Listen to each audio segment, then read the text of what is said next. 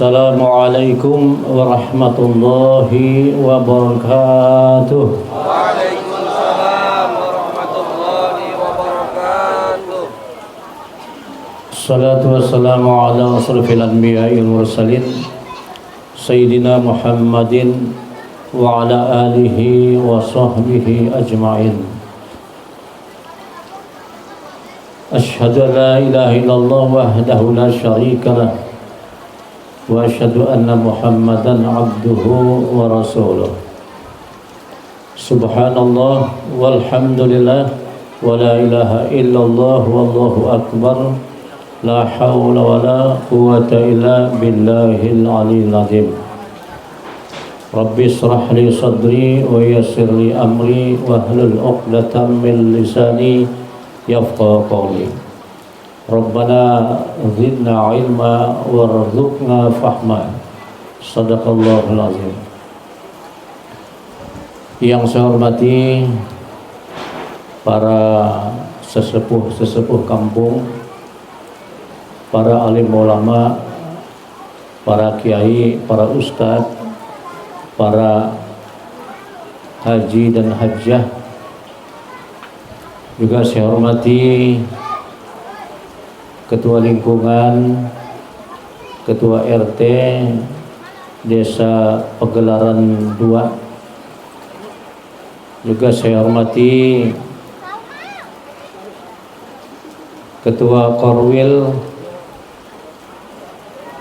Majelis Thalabul Ilmil Hanif yang ada di wilayah barat beserta dengan jemaah lainnya.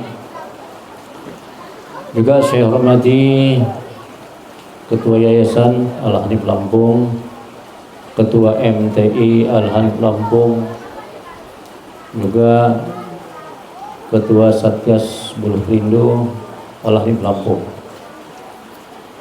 Juga saya hormati bapak-bapak, ibu-ibu dan saudara-saudara yang kesempatan hadir pada acara silaturahmi pada malam hari ini. Mudah-mudahan acara silaturahmi kita ini mendapat ridho dan berkah dari Allah Subhanahu wa taala. Selawat teriring salam semoga tetap tercurahkan bagi junjungan kita, suri teladan kita, Nabi besar Muhammad sallallahu alaihi wasallam, juga untuk keluarganya, para sahabatnya, serta pengikut-pengikutnya yang setia istiqomah menegakkan sunnah-sunnah beliau. Insyaallah syafaatnya kita dapatkan dari dunia sampai akhirat. Bapak-bapak, ibu-ibu dan saudara-saudara sekalian, tidak henti-hentinya kita memanjatkan puji dan syukur kehadirat Allah Subhanahu wa taala atas segala limpahan nikmat, rahmat, taufik, hidayah, inayahnya, terutama nikmat kesehatan kita, juga nikmat Islam dan iman kita, juga nikmat kesempatan kita dapat hadir dalam acara ini, juga termasuk turunnya hujan ini merupakan nikmat dari Allah Subhanahu wa taala. Ya, dengan adanya hujan ini akan menambah kesejukan. Ya, mudah-mudahan sejuk jasmani kita sejuk, rohani kita juga sejuk juga. Ini merupakan rahmat dari Allah Subhanahu wa taala. Bapak-bapak, ibu-ibu dan saudara-saudara sekalian, malam hari ini adalah acara silaturahmi antara saya dengan jamaah Al-Hanif Lampung yang ada di wilayah barat ini, beserta dengan rombongan saya yang dari Bandar Lampung, termasuk silaturahmi juga dengan para masyarakat kita yang ada di desa Pegelaran 2 ini yang sempat hadir dalam acara ini. Di dalam silaturahmi ini alangkah baiknya kalau kita membicarakan masalah agama. supaya acara silaturahmi ini ada maknanya, ada manfaat, ada faedahnya. Sehubungan dengan bulan ini adalah bulan Rajab. Di bulan Rajab ini tentunya bagi kita umat Islam ada suatu peristiwa besar yang tidak pernah kita lupakan, dan setiap tahun ini kita peringati, yaitu peristiwa Isra Mi'rajnya Nabi besar Muhammad SAW. Ya, ini yang selalu kita peringati setiap tahun. Nah, Isra Mi'raj ini diabadikan oleh Allah Subhanahu wa taala di dalam Al-Qur'an, yaitu di surat Al-Isra ayat 1. Ya, bismillahirrahmanirrahim. Subhanalladzi asra bi 'abdihi lailam masjidil harami ilal masjidil aqsa barakna haulahu linuriyahu innahu huwas samiul basir. Itu ayatnya. Oleh sebab itu ya perlu kita sedikit mungkin mengingat kembali ya tentang peristiwa Isra Mi'rajnya Nabi besar Muhammad SAW ini, karena ini penting bagi kita. Yang mungkin ya dengan adanya peristiwa Isra dan Mi'raj ini mungkin ada yang dapat kita petik ya hikmah-hikmahnya di dalamnya itu. Jadi peristiwa Isra dan Mi'raj Nabi besar Muhammad SAW itu terjadi pada 27 Rajab. Isra Mi'rajnya Rasulullah SAW itu diberangkatkan oleh Allah Subhanahu wa taala dari Masjidil Haram. Sebelum beliau itu diberangkatkan oleh Allah Subhanahu wa taala dari Masjidil Haram menuju Masjidil Aqsa dan seterusnya, terlebih dahulu Nabi kita Muhammad SAW itu dibelah dadanya oleh malaikat Jibril atas perintah Allah Subhanahu wa taala, dikeluarkan kotorannya, maka digantinya dengan hikmah. Hikmah itu adalah penyempurnaan tauhid. Itu perjalanan Rasulullah SAW. Setelah dikeluarkan oleh Allah Subhanahu wa taala kotorannya dari dalam hatinya, disempurnakan tauhidnya, barulah diisrakan oleh Allah Subhanahu wa taala. Isra ini artinya bergerak, ya, digerakkan oleh Allah Subhanahu wa taala menuju ya Masjidil Aqsa. Berangkat dari Masjidil Haram menuju ke Masjidil Aqsa. Setelah sampai di Masjidil Aqsa, barulah beliau mengadakan sholat berjamaah bersama-sama dengan para nabi-nabi terdahulu. Ya, sekarang mungkin ya hikmahnya itu ini menunjukkan bahwa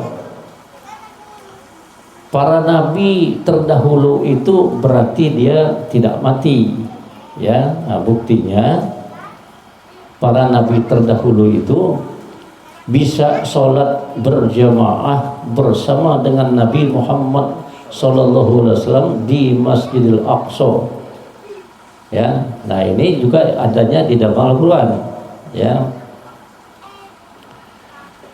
Kata Allah, ya, wala taqulu liman yuqtalu fi sabilillahi amwat bal ahya'u walakin la tash'urun. Kata Allah, janganlah kamu katakan orang-orang syahid, gugur, ya, meninggal dunia, ya, di dalam perjuangannya di jalan Allah, sesungguhnya mereka itu hidup, tetapi kamu tidak menyadarinya.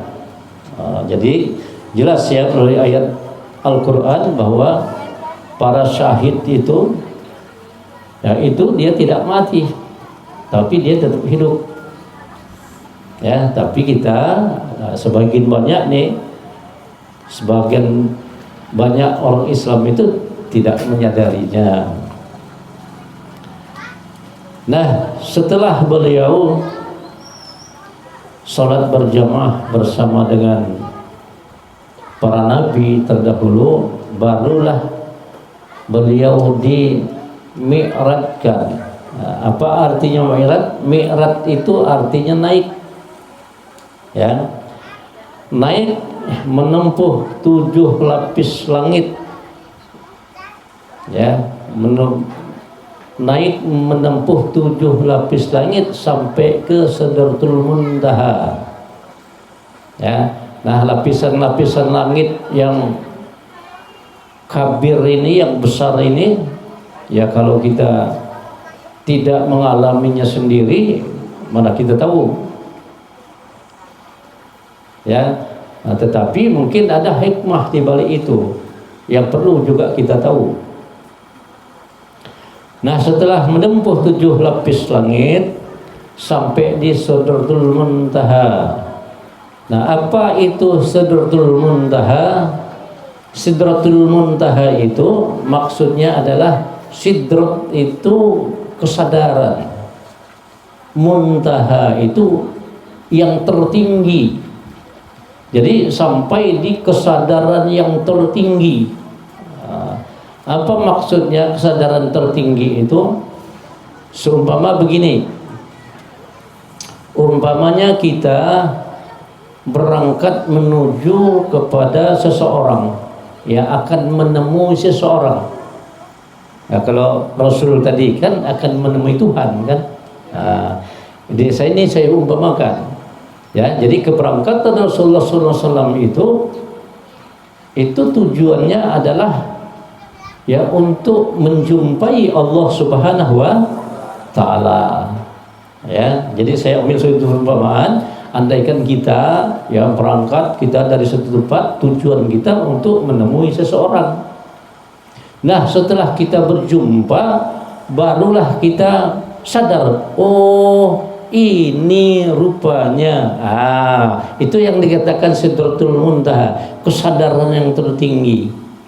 Ya, nah, jadi setelah Nabi kita Muhammad SAW sampai di Sidratul Muntaha, berjumpa, maksudnya berjumpa kepada Allah Subhanahu wa taala, barulah beliau ya sadar dia. Nah, kesadaran inilah yang disebut dengan Sidratul Muntaha, kesadaran yang tertinggi.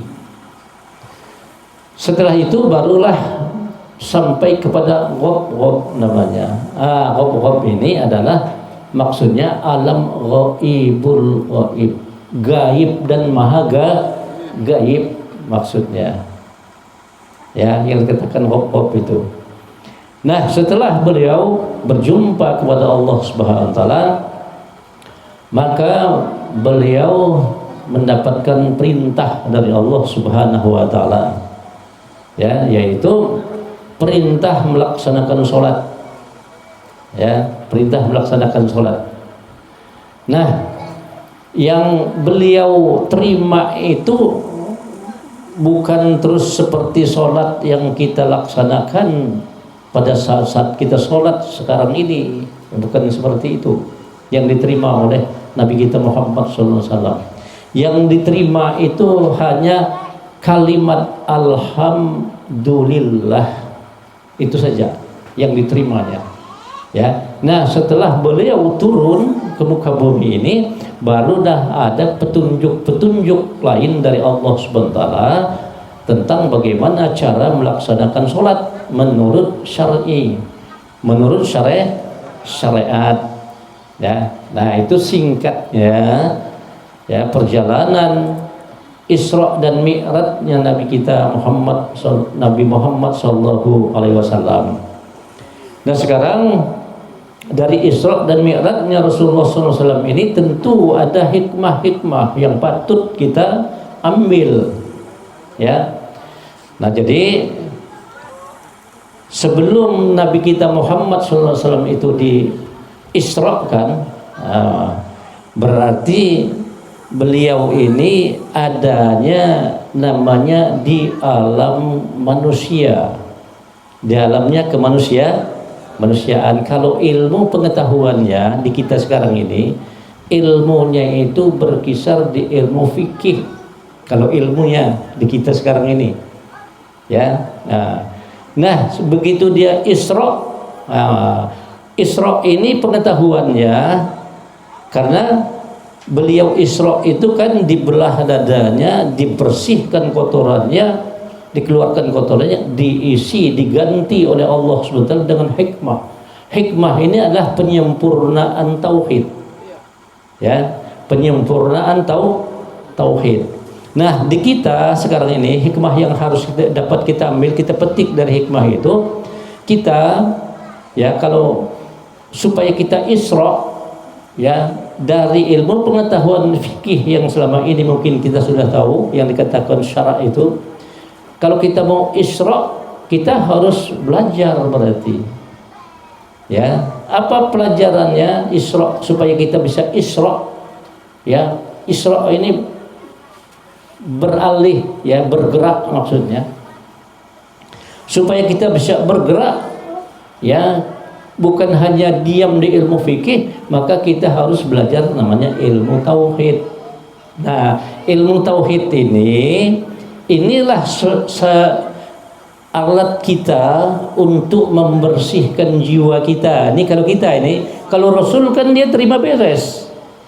Ya, kalau Rasul yang membersihkan itu malaikat yang membersihkannya. Loh, kalau kita, malaikat mana yang membersihkan hati kita, yang akan membelah dada kita?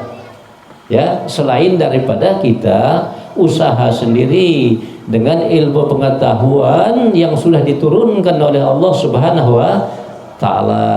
Nah, ilmunya ini supaya kita Isra tadi itu, ilmunya ilmu tauhid namanya.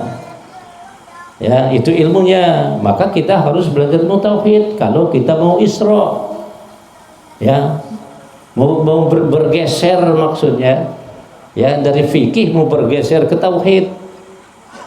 Ya, membersihkan jiwa kita tadi, ya. Nah, tentunya kita, kalau kita tidak belajar yang namanya ilmu ketauhidan itu, maka si rohani kita ini tetap kotor dia. Ya, kekotoran hati ini di tingkat ilmu tauhid itu apa bentuknya? Kekotoran itu bentuknya adalah kesyirikan. Kalau orang tidak belajar ilmu tauhid, maka si rohaninya ini selalu mengerjakan pekerjaan syirik. Maka perlu dibersihkan itu. Ya, sifat-sifat kesyirikan ini harus dibersihkan. Nah, cara kita membersihkan sifat-sifat kesyirikan bagi kita ini, ya, kita harus belajar ilmu tauhid, dipelajari dengan betul, dengan benar. Ya, barulah si rohani kita ini akan bersih daripada sifat-sifat kesyirikan. Ya, tapi kalau kita tidak belajar ilmu tauhid, maka sifat kesyirikan selalu kita kerjakan, sementara kita sendiri tidak ngerti, nggak tahu kalau kita itu mengerjakan pekerjaan syirik. Ya, nah, setelah kita mengerti yang namanya ilmu ketauhidan itu, barulah namanya nih Isra. Ya, Isra. Nah, setelah kita bisa dapat Isra, ya, bergeser kita dari ilmu fikih ke ilmu ketauhidan, barulah kita bisa mi'raj. Ya, baru bisa mi'raj. Nah, untuk bisa mi'rajnya bagaimana? Untuk bisa mi'rajnya, maka kita harus belajar yang namanya ilmu hakikat atau ilmu tasawuf. Jadi kalau kita tidak mau atau tidak mempelajari ilmu tasawuf, maka kita tidak bisa mi'raj. Nggak bisa kita menjumpai Tuhan. Ya, jadi kalau kita mempunyai keinginan untuk menjumpai Tuhan kita, maka kita harus belajar ilmu tasawuf. Barulah kita akan mengerti tentang Tuhan. Ya, nah ini kan adanya di firman Allah SWT di dalam hadis qudsi. Ya, kata Allah, man arafa nafsahu faqad arafa rabbahu wa man arafa rabbahu fasadal jasad. Barang siapa mengenal dirinya, sesungguhnya mengenal ia akan Tuhannya. Barang siapa mengenal Tuhannya, binasa dirinya. Jadi di dalam hadis kursi ini, ya, berarti ada dua tugas kita. Yang pertama, kita harus mengenal diri kita.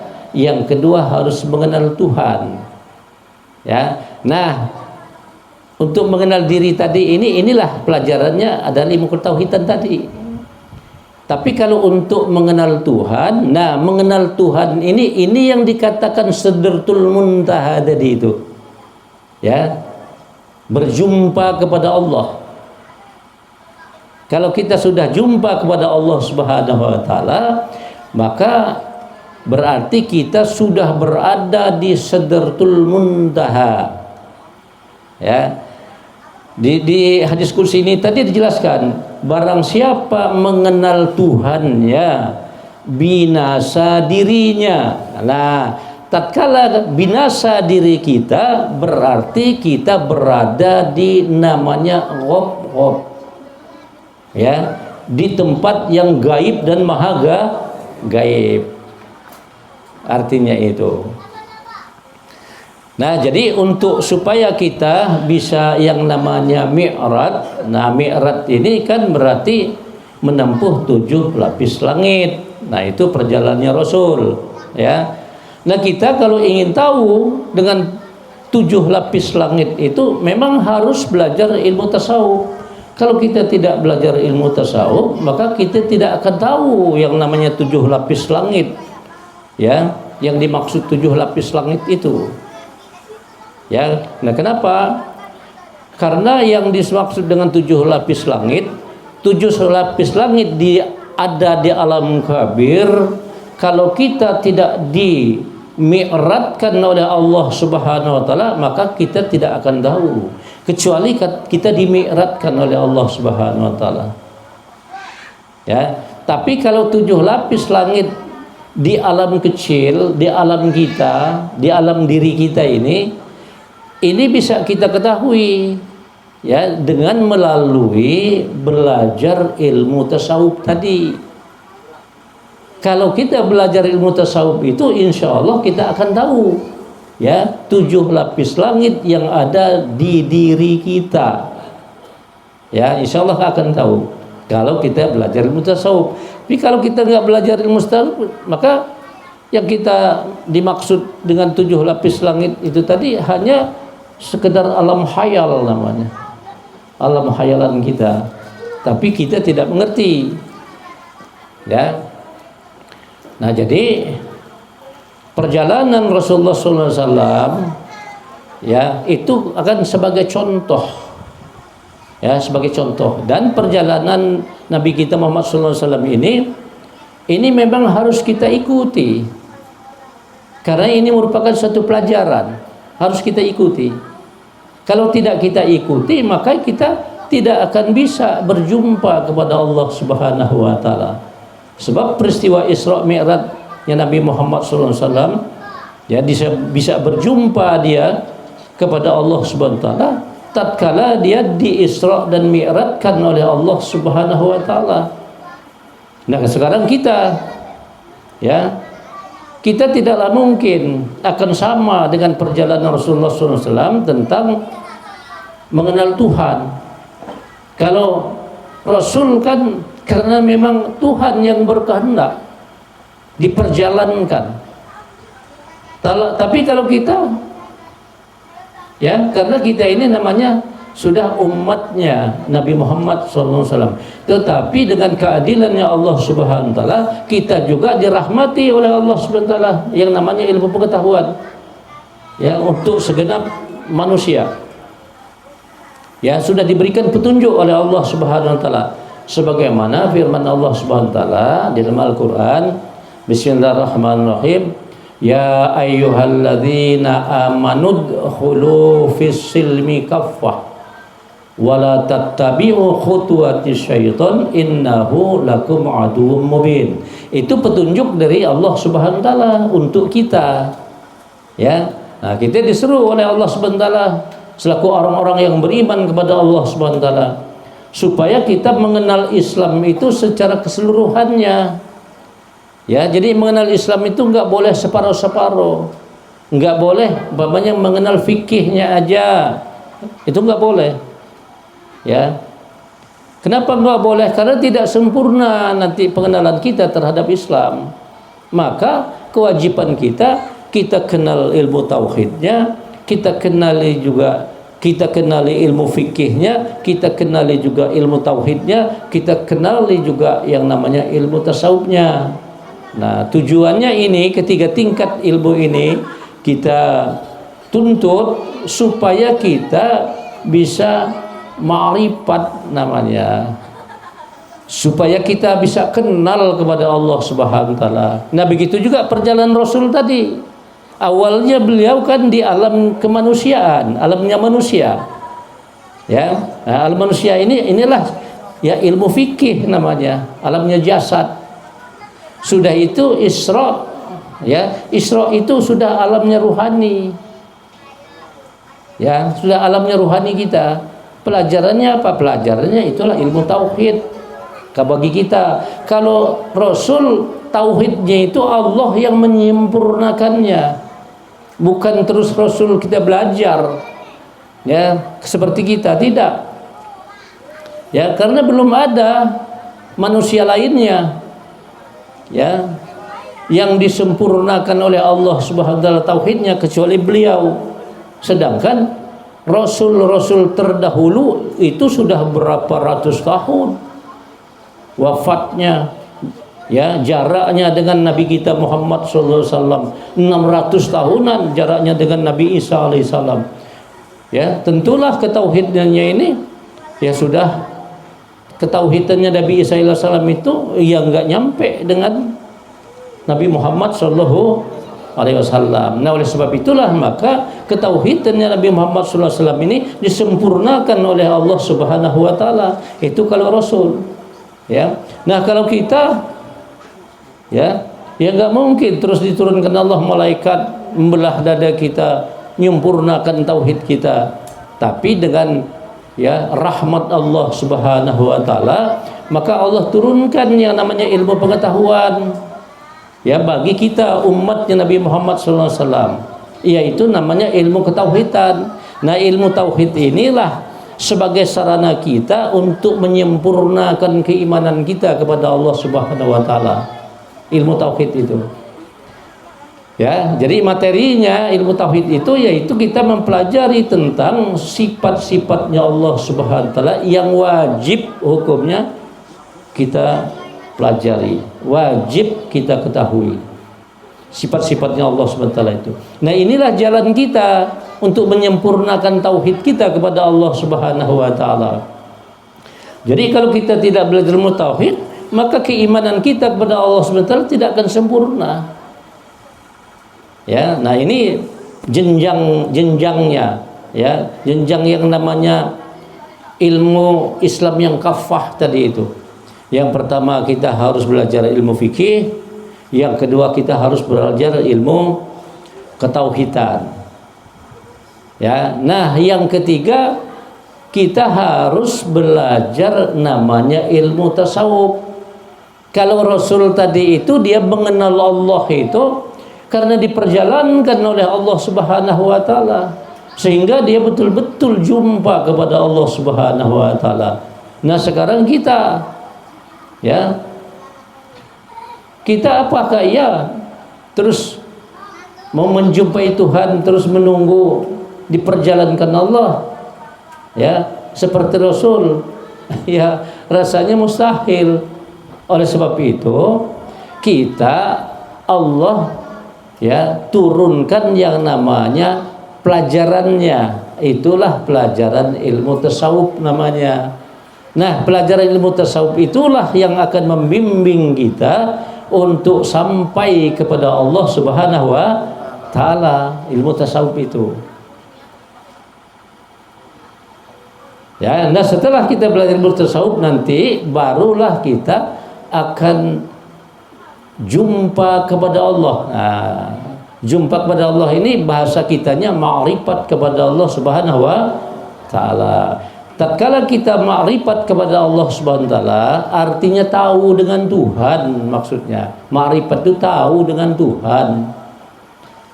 Setelah kita tahu dengan Tuhan, barulah timbul kesadaran kita. Oh, ini rupanya. Ini yang dikatakan Sidratul Muntaha. Ya. Nah, Rasul begitu juga. Tatkala dia diperjalankan oleh Allah SWT sampai menempuh 7 lapis langit, sampai ke Sidratul Muntaha tadi. Ya, dia berwajahan memandang wajahnya Allah Subhanahu wa taala. Kita kalau kita belajar ilmu tasawuf, ikuti terus pelajarannya, kita juga akan bisa memandang wajahnya Allah Subhanahu wa taala. Kalau kita ikuti terus. Tapi kalau kita ngajinya enggak diikutin terus, banyaklah putus-putusnya daripada aktifnya. Nah, ini harapannya enggak ngerti nanti, ya.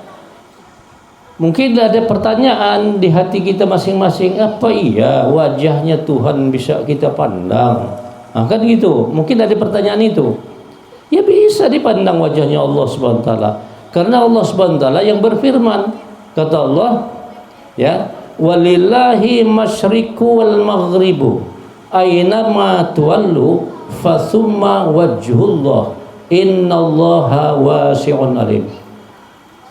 Jadi kata Allah, barat dan timur milik Allah Subhanahu wa taala. Kemana saja kamu menghadapkan wajahmu, disitulah wajah Tuhanmu nyata. Sesungguhnya Allah maha luas dan maha mengetahui. Ya, jadi Allah Subhanahu sendiri yang mengatakan bahwa Allah itu nyata.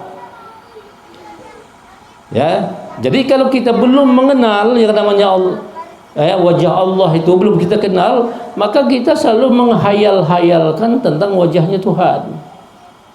Ya, menghayal-hayalkan wajahnya Tuhan. Kalau kita belum kenal, ya. Maka penting yang namanya kenal, ya. Penting kenal kepada Allah Subhanahu wa taala itu. Nah, untuk mengenal Allah Subhanahu wa taala itu diawali dari mengenal diri kita sendiri. Ya, nah mengenal diri kita sendiri itulah sebagai jembatan kita untuk mengenal Allah Subhanahu wa taala tadi. Itu jembatannya. Ya, itu jenjang pelajaran bagi kita. Ya, jadi kalau kita menginginkan untuk jumpa kepada Allah Subhanahu wa taala, memandang wajahnya Allah Subhanahu wa taala, ya harus belajar ilmu tasawuf. Supaya kita tuh tahu, ya, kalau kita belum menyaksikan wajahnya Allah Subhanahu wa taala, penyaksian kita di dalam 2 kalimat syahadat itu masih dusta itu. Ya, coba kita analisa lagi pernyataan di dalam 2 kalimat syahadat itu.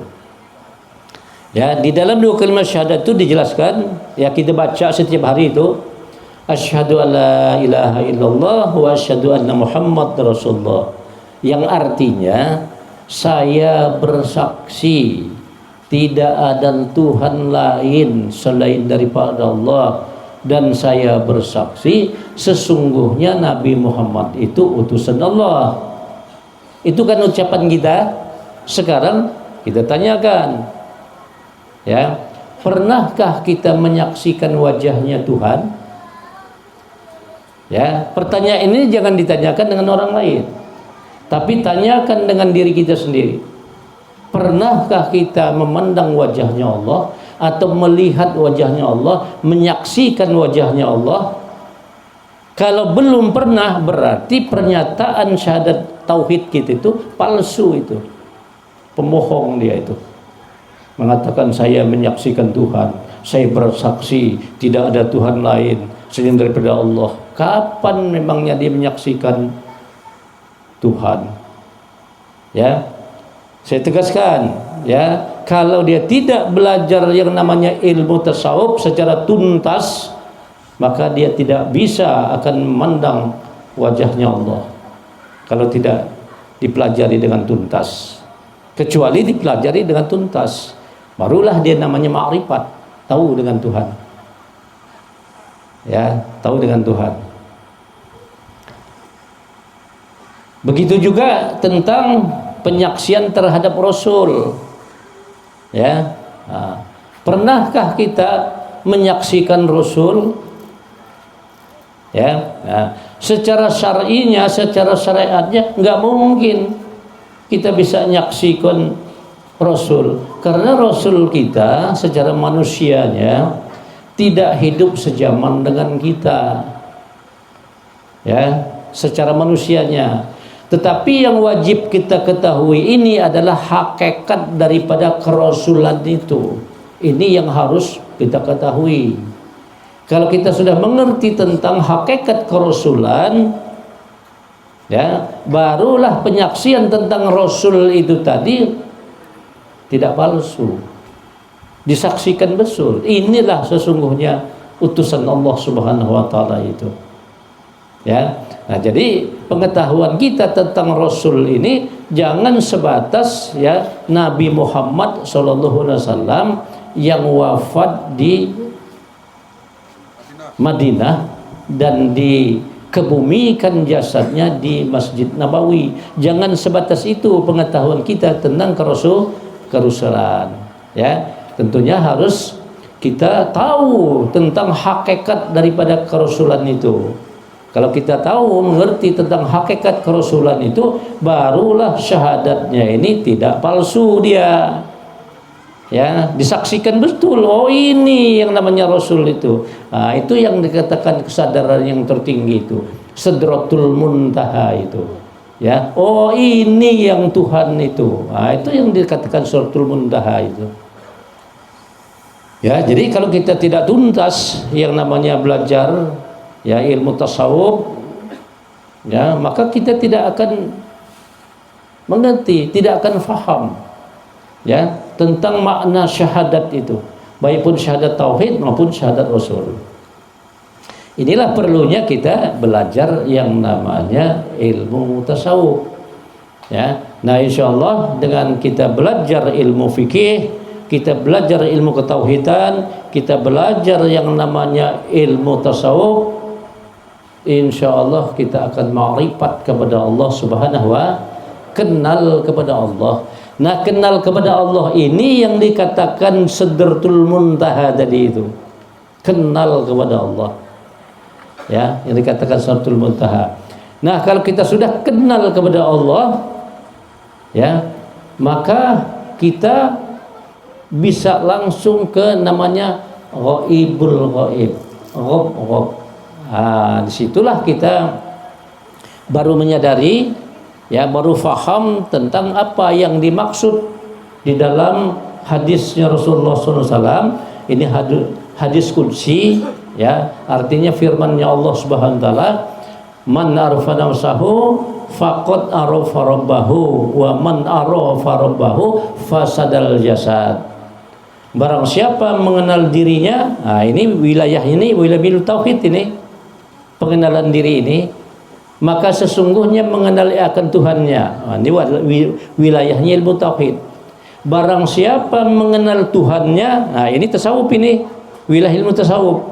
Ya, maka binasa dirinya. Nah, tatkala binasa dirinya ini berarti dia berada di wilayah ghaib tadi itu. Wilayah ghaibul ghaib tadi itu. Ya. Nah, wilayah ghaibul ghaib itu bisa juga kita fahami dengan wa inna ilaihi raji'un, kembali kepada asalnya, ya. Nah, makanya kita ini jangan hanya sebatas membaca firman-Nya. Kalau sebatas membaca firman-Nya dan mengerti artinya tapi tidak ada kajiannya, kita tidak akan faham, ya. Maka kata Allah Subhanahu wa taala kan, inna lillahi wa inna ilaihi raji'un. Inna lillahi artinya asalnya dari Allah. Nah, supaya kita faham betul, tahu betul kita ini apa betul asalnya dari Allah. Kalau tidak dikaji, maka tidak akan tahu kita. Nggak ada secara keilmuan ya terbukti bahwa kita ini asal dari Allah Subhanahu wa taala kalau tidak ada kajiannya. Ya, jadi untuk memantapkan ya keyakinan kita bahwa kita ini memang betul-betul dari Allah Subhanahu wa taala, ya harus dikaji. Ya, firman-Nya Allah Subhanahu wa taala itu harus dikaji. Kalau kita sudah kaji betul-betul secara keilmuan, kita faham bahwa kita ini betul-betul dari Allah Subhanahu wa taala, barulah kajian wa inna ilaihi raji'un. Kita kaji lagi, benar enggak ya kita ini betul-betul pulang kepada Allah Subhanahu wa taala, ya. Nah, jadi untuk pulang kepada Allah Subhanahu wa taala ini sebetulnya gambarannya di dalam Isra Mi'rajnya Rasulullah sallallahu alaihi wasallam, sebetulnya gambaran pulangnya itu, ya. Makanya ada Isra, ada Mi'raj, ada Sidratul Muntaha, ada namanya Ghob-Ghob. Ghob-Ghob ini itulah asal. Berarti Nabi kita Muhammad SAW itu kembali ke asalnya dia. Ya, dia melaksanakan Isra Mi'raj itu kembali ke asalnya. Setelah kembali ke asalnya, baru diturunkan kembali oleh Allah Subhanahu wa taala ya untuk menyampaikan risalah agama. Itulah perintah sholat, perintah puasa, perintah zakat fitrah, perintah menunaikan ibadah haji, ya, selain daripada syahadat. Kalau syahadatnya sudah, kapan syahadatnya? Saat dia di Isra dan Mi'rajkan, ya, saat di Sidratul Muntaha, itulah ya yang sebetulnya syahadatnya itu menyaksikan Allah Subhanahu wa taala, itu syahadat, ya. Jadi penyaksiannya Rasul tidak dusta. Nah, hendaknya kita demikian juga, ya. Penyaksian kita terhadap Allah Subhanahu wa taala hendaknya juga jangan dusta, memang betul-betul kita saksikan, ya. Kalau sudah penyaksiannya sudah dusta, pasti sholatnya juga pura-pura juga. Kenapa? Karena kata Allah, aqimis sholah li dzikri, tegakkan sholat untuk mengingat aku. Itu firman-Nya Allah Subhanahu wa taala, tegakkan sholat, kata Allah, untuk mengingat aku. Nah, sekarang kita sama-sama kita berpikir, bisakah kita mengingat sesuatu yang belum kita kenal? Bisa enggak kita mengingat sesuatu yang tidak kita kenal? Mana bisa, ya. Contohnya saja, ya, contohnya umpamanya saya bertanya dengan bapak-bapak yang tinggal di Pagelaran 2 ini, ya. Bapak-bapak yang hadir ini kenal enggak dengan Bupati Lampung Selatan? Ada enggak yang kenal? Hah? Ada? Pak Singgih tahu? Belum tahu. Nggak tahu. Ya, Bisa nggak kamu mengingat Bupati Lampung Selatan? tidak bisa. Iya, karena nggak bisa, karena dia nggak tahu. Kecuali kalau dia tahu. Kalau Bapak Singgih tahu dengan Bupati Lampung Selatan, tentu bisa diingat. Ya, nah begitu juga kita dengan Allah Subhanahu wa Ta'ala. Jadi kalau kita tidak tahu, tidak ma'rifat kepada Allah Subhanahu wa Ta'ala, bagaimana kita bisa mengingat Dia? Ya, jadi kita ini bisa mengingat sesuatu itu tentu yang kita kenal. Makanya kata Allah, awwaluddin ma'rifatullah. Awalnya agama itu harus ma'rifat kepada Allah. Karena makrifat itulah maka sholatnya jadi sempurna. Karena kenal dengan Allah itulah maka tatkala dia sholat bisa dia mengingat Allah Subhanahu wa Ta'ala. Karena dia sudah kenal. Loh, kalau kita tidak kenal, siapa yang diingatnya?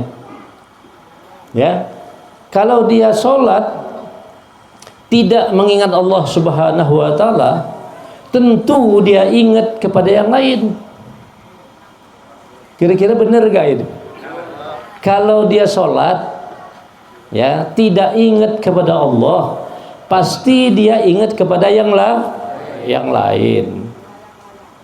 Ya, sedangkan perintah Allah Subhanahu wa Ta'ala, aqimis sholah li zikri, tegakkan sholat untuk mengingat aku, kata Allah.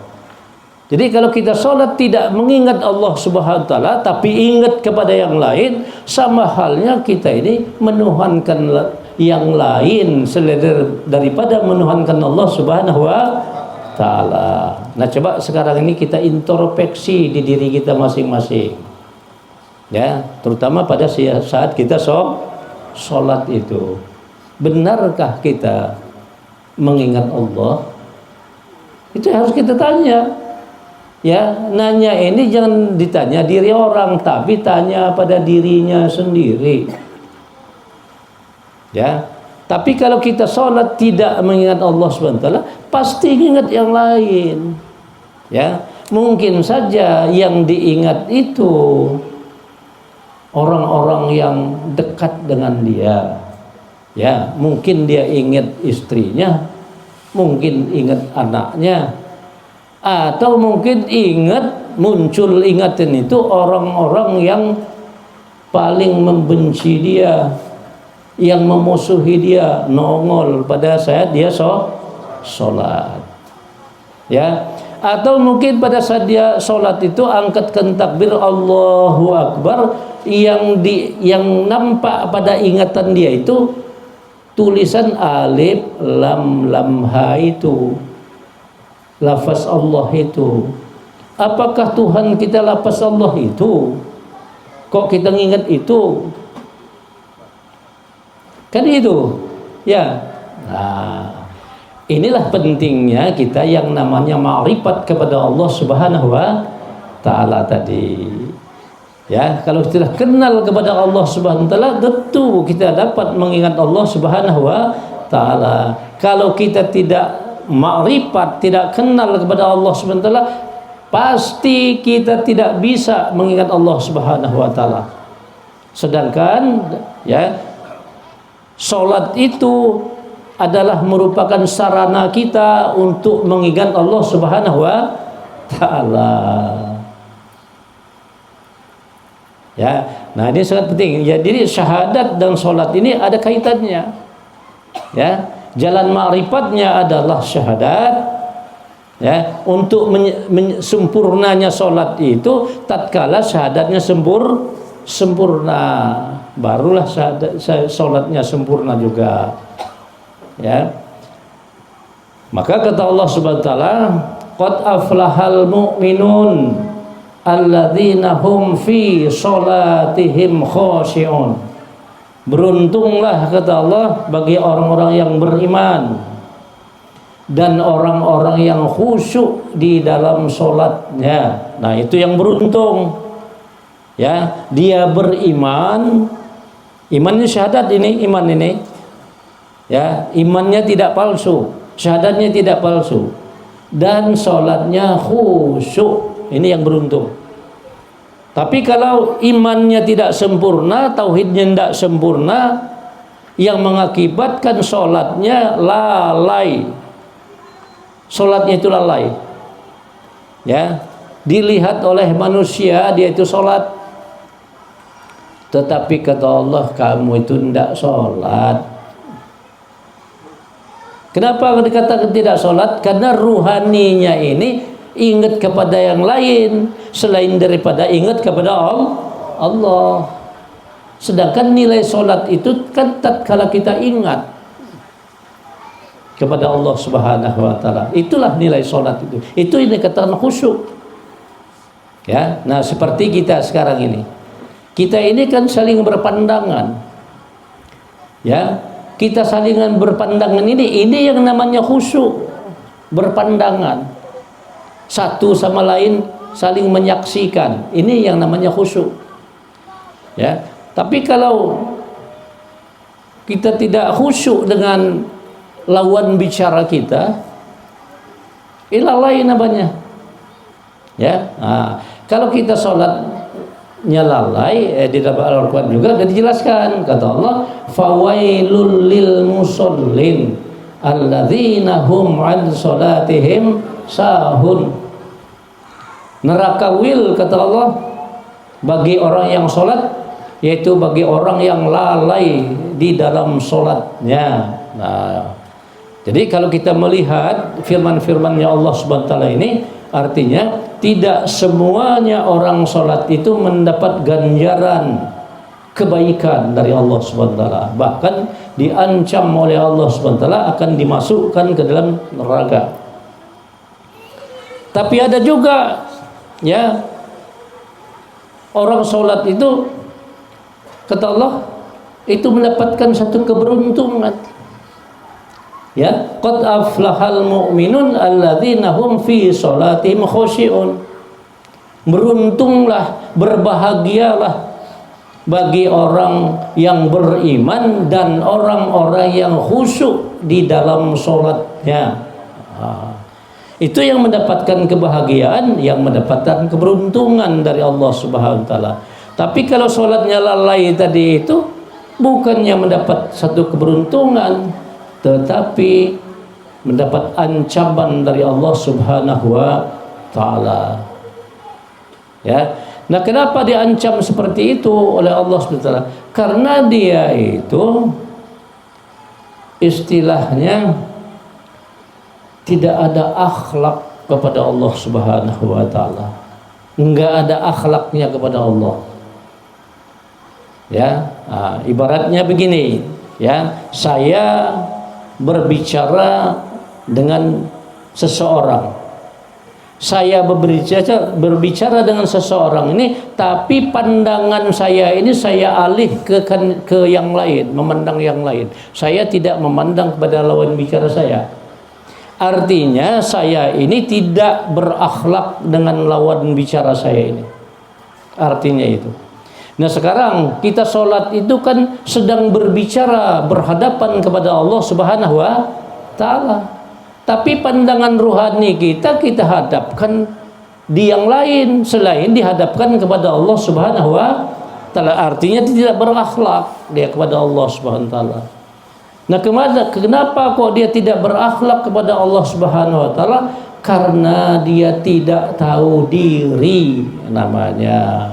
Jadi orang tidak tahu diri itu yaitu orang-orang yang tidak berakhlak kepada Allah Subhanahu wa taala. Buktinya mana? Buktinya pada saat dia sholat. Itu buktinya. Dia tidak berakhlak kepada Allah Subhanahu wa taala. Ya. Dia itu sesungguhnya bukan mengerjakan satu kebaikan di hadapan Allah Subhanahu wa taala, tapi mengerjakan satu kejahatan di hadapan Allah Subhanahu wa taala. Ya, oleh sebab itu berhati-hati ya dengan apa yang selama ini telah kita amalkan. Baik pun kita mengamalkan syahadat maupun kita mengamalkan sholat. Jadi betul-betul ini harus dipelajari. Ya, harus betul-betul dipelajari. Kalau tidak betul-betul dipelajari, maka amal ibadah kita itu akan jadi sia-sia. Ya, jadi gak ada gunanya. Makanya harus betul-betul kita pelajari dengan sungguh-sungguh supaya apa? Supaya kita meyakini agama Islam ini adalah benar, bisa menyelamatkan kita dunia dan akhirat. Nyatanya tidak menyelamatkan kita. Nyatanya nanti, ya. Padahal kita yakin, ya, agama Islam itu agama yang paling benar di sisi Allah Subhanahu wa taala. Tapi nyatanya agama Islam yang kita anut, yang kita yakini benarnya itu tidak menyelamatkan kita. Ya, di dunia ini kita tidak selamatkan oleh Allah Subhanahu wa taala, di akhirat apalagi. Ya. Nah, maka dalam firman-Nya Allah Subhanahu wa taala, kata Allah, "Wa man kana fi hadhihi a'ma fahuwa fil akhirati a'ma adallu wa adallu sabilan." Barang siapa yang buta hatinya, tidak mengenal Allah Subhanahu wa taala di dunia ini, maka di akhirat nanti lebih buta lagi. Maka dia akan tersesat dari jalan kebenaran. Ya, nah, kalau kita tidak ma'rifat, ya, buta hati kita ini tidak mengenal Allah, tidak melihat wajahnya Allah tadi itu, ya, di akhirat nanti kata Allah lebih buta lagi. Kalau di akhirat nanti siapa yang mengajarin kita? Ya, dan tidak ada lagi wajib belajar. Ya, wajib belajar itu kan selagi kita di dunia ini ada wajib belajar. Kenapa kok wajib belajar di dunia ini? Karena ada yang mengajarin kita. Ada yang belajar, ada yang ngajari di dunia ini. Tapi kalau di akhirat nanti, setelah kita meninggal dunia nanti, nggak ada lagi yang namanya kewajiban belajar itu. Kenapa kok nggak ada wajib belajar? Karena nggak ada yang mau belajar, yang wajib belajar tidak ada, yang ngajarin juga tidak ada. Ya, nah oleh sebab itulah maka kalau kita menginginkan keselamatan, ya melalui agama yang kita anut, yang kita yakini kebenarannya, yaitu agama Islam, harus kita tuntut dengan sungguh-sungguh secara keseluruhannya, ya, sesuai dengan perintah Allah Subhanahu wa taala. Kata Allah, ya ayyuhalladzina amanu dkhulu fis-silmi kaffah wa la tattabi'u khutuwatis syaitan innahu lakum aduwwum mubin. Hai orang yang beriman, ya, tuntutlah ilmu agama Islam itu secara keseluruhannya. Jangan kamu ikuti langkah-langkah setan. Nah, maksudnya kalau kita tidak tuntut secara keseluruhan yang namanya ajaran agama Islam itu, tidak mustahil kita akan mengikuti langkah-langkahnya setan. Mana langkah-langkah setan tadi? Ya, contohnya kita sholat tadi, begitu diangkatkan takbirul ihram, yang nongol, yang muncul di ingatan kita, di pandangan rohani kita, yang lain selain daripada Allah Subhanahu wa taala. Itulah langkah setan namanya. Ya, itu yang kita katakan langkah-langkah setan tadi itu. Jadi kalau kita tidak pelajari secara keseluruhan agama Islam itu, tidak mustahil kita akan mengikuti langkah-langkah setan itu, sehingga kita berlaku syirik. Ya. Nah, dosa syirik itu tidak pernah diampuni oleh Allah Subhanahu wa taala. Ya, kata Allah, ya, Allah tidak mengampuni dosa-dosa syirik, tetapi Allah sebenarnya mengampuni selain dosa itu. Selain dosa syirik itu diampuni oleh Allah SWT. Ya, bagi yang dikehendakinya. Barang siapa yang menyekutukan Allah kepada sesuatu, sesungguhnya dia telah tersesat jauh sekali. Itu di surat An-Nisa ayat 116. Silakan nanti dibuka. Ya, di HP-nya akan ada Al-Qur'annya itu. Ya. Jadi Allah nyatakan Allah tidak akan mengampuni dosa-dosa syirik. Ya. Yang diampuni Allah SWT itu selain dosa syirik, tapi bagi yang dikehendaki. Nah, kenapa kok bagi yang dikehendaki? Karena orang-orang ini kan kadang-kadang istighfarnya itu, minta ampun kepada Allah itu jadi main-main. Ya, hari ini dia istighfar, ya Allah minta ampun dosa saya, ya Allah minta ampun dosa saya. Besok ngerjain dosa lagi dia. Bahkan dosa itu lagi yang diperbuatnya sama dia. Jadi ini namanya mempermainkan tobat. Sedangkan yang diperintah oleh Allah SWT itu tobat yang betul, tobat yang benar. Ya, kata Allah, ya ayyuhalladzina amanu tubu ilallah wa taubatan nasuha. Hai orang-orang yang beriman, bertobatlah kamu dengan tobat yang sebenar-benarnya tobat. Bukan tobat permainan. Ya, tobat yang sebenar-benarnya. Ya, jadi tobat yang sebenar-benarnya itu tentu ada syarat-syaratnya supaya tobat kita diterima oleh Allah Subhanahu wa taala. Ya, jadi orang tobat itu harus memenuhi syarat tobat. Yang pertama, syarat tobatnya itu dia sadar. Sadar betul dia kalau dia itu melakukan kesalahan. Ya, contohnya mana? Syahadat tadi. Ya, harus sadar dia kalau syahadatnya itu salah. Cara dia bersyahadat itu salah. Bukan bacaannya ya yang saya maksud ini. Kalau bacaannya sama kita ini. Bacaannya. Ya, tapi cara bersyahadatnya tentu beda. Ya, cara bersyahadatnya tentu beda.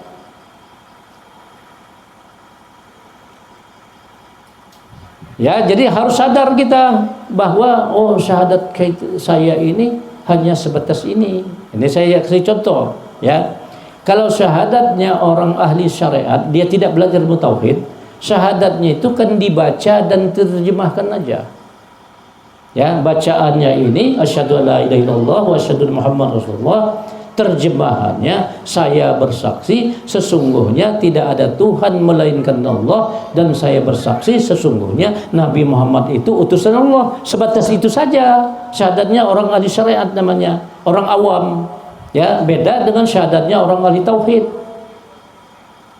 Ya, kalau syahadatnya orang ahli tauhid tentu ya lebih sempurna dia daripada syahadatnya orang ahli syara. Ya. Nah, jadi untuk menyempurnakan yang nama syahadat kita itu, itulah gunanya kita belajar yang namanya ilmu tauhid tadi, untuk menyempurnakannya. Ya, jadi harus sadar betul kita. Nah, kalau sadar kita ini salah, harus diperbaiki. Kalau sadar, ya, dan jangan diperbuat lagi. Tapi kalau dia nggak belajar, bagaimana untuk memperbaiki syahadatnya itu? Kalau dia nggak belajar, ya tetap seperti itu aja. Jadi syahadatnya itu nggak akan berubah nggak. Kalau dia tidak pelajari. Jadi untuk merubah cara kita mengamalkan syahadat itu supaya lebih sempurna, ya harus belajar ketauhidan itu tadi. Barulah syahadatnya itu betul. Ya, memenuhi syarat dan rukun syahadat namanya, barulah sah syahadatnya menurut hukum syara. Kalau kita tidak pelajari, ya salah terus. Ya, nah, satu itu syaratnya, harus sadar bahwa kita ini salah. Kalau salah jangan diperbuat lagi. Ya, nah, bagaimana supaya jangan diperbuat lagi? Ya belajar, nggak ada lain kecuali belajar. Nah, setelah belajar nanti barulah ada perbaikan tentang syahadatnya. Kalau sudah ada perbaikan, jangan diulangi lagi syahadat yang salah itu. Kalau masih diulangi, ya sama saja nggak belajar, namanya nggak ngamalkan. Kalau masih begitu-begitu aja, ya. Nah, ini pesan ini khusus bagi jemaah saya yang sudah belajar di Al-Hanif ini, ya. Ya, kalau umpamanya cara bersyahadatnya begitu-begitu aja, ya nggak ada gunanya dia belajar itu kalau tidak diamalkan. Harus diamalkan sesuai dengan petunjuk-petunjuk pelajaran yang telah kita pelajari. Ya, itu syaratnya yang namanya tobat tadi itu. Ya, dia sadar, sudah itu tinggalkan, jangan diperbuat lagi. Ya, sudah itu dia berjanji dengan dirinya, daripada saya kerjakan lagi dosa ini, lebih baik saya mati. Nah, itu yang namanya tobat yang betul. Ya, daripada saya memperbuat dosa ini lagi, lebih baik saya dimatikan oleh Allah Subhanahu wa taala. Nah, ini namanya tobat nasuha itu. Ya. Nah, jadi kita tidak mengulang-ulang pekerjaan yang salah itu. Ya, jadi kita harus mempunyai kesadaran. Ya, ini yang namanya tobat. Nah, tentang yang namanya Islam kafah tadi itu, ini kan di dalam hadis Rasul dijelaskan. Kata Rasul, as-syari'atu aqwalun wat tariqatu af'alun wal haqiqatu ahwalun wal ma'rifatu ra'su fi malin. Ya, jadi di Al-Qur'an tidak dijabarkan ya tentang Islam kafah itu, tapi Rasul yang menjabarkan tentang Islam kafah. Kata Rasul, syariat itu beberapa perkataan aku, tarekat itu beberapa pekerjaan aku, hakikat itu beberapa kelakuan aku, ma'rifat itu kepala harta aku. Nah, itulah gambaran dari Rasul tentang Islam kafah. Jadi ada syariat, ada tarekat, ada hakikat, ada ma'rifat. Inilah yang disebut Islam kafah itu. Jadi kalau kita tidak pelajari keempat perkara ini, maka nggak sempurna kita mengenal Islam. Tidak sempurna ya mengenal ajaran Islam itu. Kalau sudah tidak sempurna, ya tentu kita mengamalkan Islam itu juga tidak sempurna juga. Karena kesempurnaan kita mengamalkan Islam itu ya tatkala kita kenali empat perkara ini.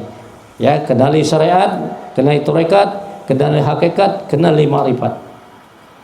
Ya, apa itu syariat? Syariat itu adalah semua pelajaran yang sifatnya zahiriah, itu dikatakan pelajaran syariat.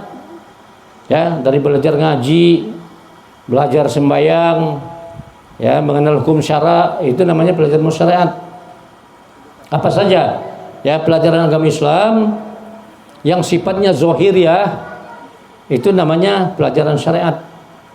Sudah itu ilmu tarekat. Kata Rasul, tarekat itu beberapa pekerjaan aku. Tarik itu perjalanan, maksudnya jalan. Jalan itu kan kerja, ya. Tapi di situ di tingkatnya bukan tingkat fikih, tapi di tingkat ilmu tauhid. Yang berjalan di situ tuh bukan terus jalan kaki maksudnya, tapi yang berjalan menuju kepada Allah Subhanahu wa taala itu adalah ruhaninya. Itu yang menuju kepada Allah Subhanahu wa taala, yang berjalan itu. Ya. Nah, kita untuk bisa berjalan menuju kepada Allah Subhanahu wa taala kalau kita sudah tahu dengan Tuhan. Ya, sudah ngerti. Barulah kita namanya thariqullah, berjalan menuju kepada Allah. Ya. Jadi syaratnya kita supaya kita bisa berjalan menuju kepada Allah Subhanahu wa taala, yang pertama belajar ilmu tauhid dulu. Sudah belajar ilmu tauhid, sempurnakan syahadatnya, sudah itu barulah belajar ilmu tarekat namanya. Ilmu tarekat inilah sebagai sarana kita, sebagai kendaraan kita untuk menuju kepada Allah Subhanahu wa taala. Si tarekat ini. Ya, sudah itu ilmu hakikat. Hakikat itu kata Rasul, ya, beberapa kepala harta aku. Nah, itu dikiaskan oleh Rasul, tidak dijelaskan, tapi kepala harta aku. Berarti hakikat ini penuh dengan rahasia. Ya, jadi kalau kita kepengen tahu apa rahasia di dalam ilmu hakikat itu, ya belajar, kembali belajar lagi. Kalau nggak belajar, ya nggak mungkin terus mau kita buka pada saat seperti kita ceramah begini. Ya. Karena itu yang namanya ilmu hakikat itu sudah mengungkapkan tentang rahasia-rahasianya Allah. Jadi nggak bisa sembarangan kita mengungkapkannya. Ya, tidak bisa sembarangan. Kalau kita kepengen tahu, ya belajar tadi. Kalau kepengen tahu, ya. Tapi kalau nggak kepengen tahu, ya nggak ada yang memaksa kita untuk belajar.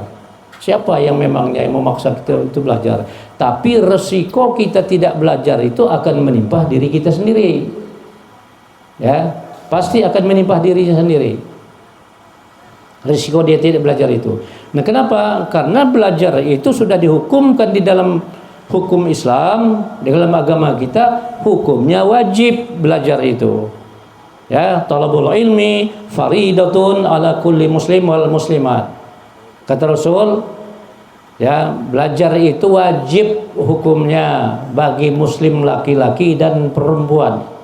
Jadi kalau kita tidak mau belajar,